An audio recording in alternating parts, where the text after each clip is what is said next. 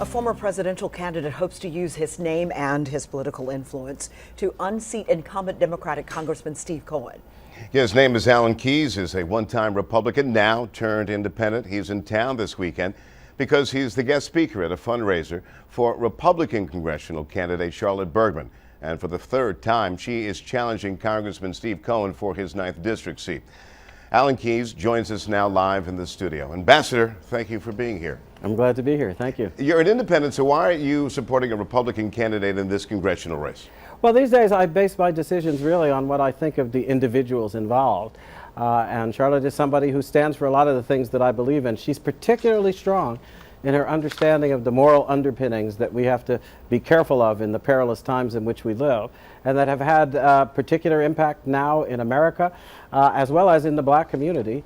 That's been pretty devastating as you watch the disintegration of family life, higher skyrocketing crime rates, the economic prospects that deteriorate on account of the fact that the social structures in communities are collapsing. And a lot of it has to do with the fact that we have encouraged things like abortion and a cavalier attitude toward the natural rights of the family and the responsibility involved in family life that are breaking down our society in ways that deeply hurt people, because one of the most important things you can do if you don't want people to be poor is to encourage a cohesive family life in which people learn how to depend on one another and work hard in order to realize their dreams for one another. Let's talk about big picture now. For example, Tea Party activists are challenging some of the incumbent Republicans in primaries, particularly in the Senate.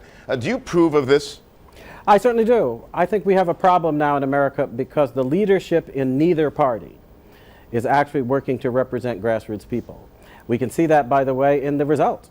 The middle class has been destroyed over the course of the last decade and more in a systematic assault that has been aided and abetted by, I think, ruinous policies that have been followed without much resistance under Obama from the Republicans, and actually starting during the Republican era. That's why they lost the Congress in 2006, because a lot of grassroots So I want to point to agree. what's happening right across the border, Ambassador. In Mississippi, long-term incumbent Senator Thad Cochran is being challenged by State Senator Chris McDaniel.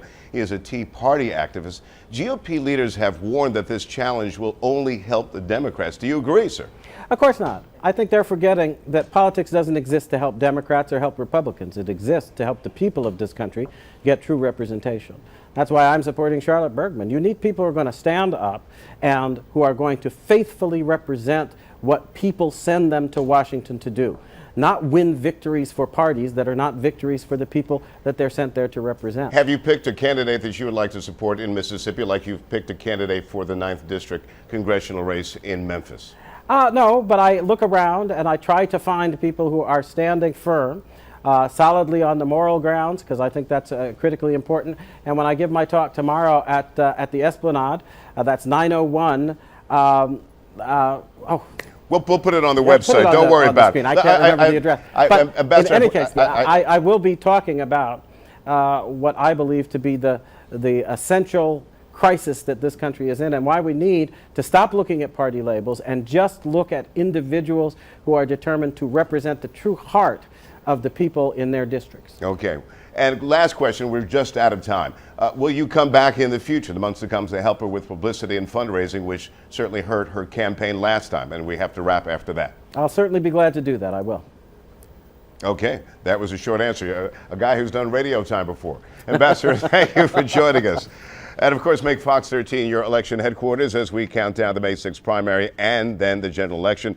Just log on to our Facebook page and you'll find a link to our election page. And we'll also have where the ambassador will be speaking tomorrow night. Am I correct, sir?